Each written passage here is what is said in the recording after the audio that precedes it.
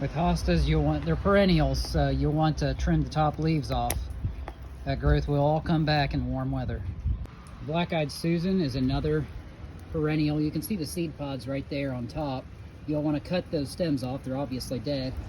It's late January. We've already got new growth down here. Okay, it's kind of a mess here in the winter, but this is a butterfly bush, and you can see it's got dead foliage all up here. Now, down here, it's got new growth. It's starting to warm up here toward the end of January, as we're in West Virginia, and new shoots can come out of these branches, so you could keep them there if you want. The only problem is you're going to start springing off with dead foliage, and it may look a little unsightly, and it may not look professional in your front of your house for your landscaping purposes. So typically with the butterfly bush, what we'll do is we'll trim it all the way down. Now, you can trim it to about, right on top of this new growth. Right here you can see a few shoots that did actually come out with new growth on top of the old foliage. You can see a couple right here. So if you want to keep a few, you could.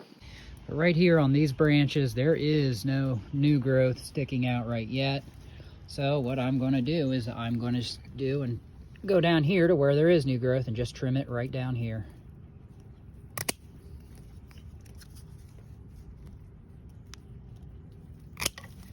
And there you have it.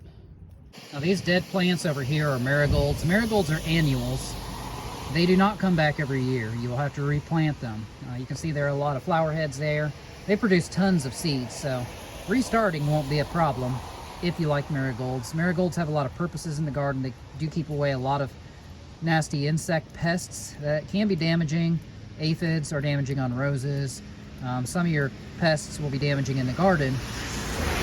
So that's why it's very beneficial to plant marigolds whenever you're going to plant tomatoes. They don't have to be right next up to them, but if they're in the vicinity, then it should help. So with these being annuals, we will just rip them out by the root and restart if we want to plant them up front again.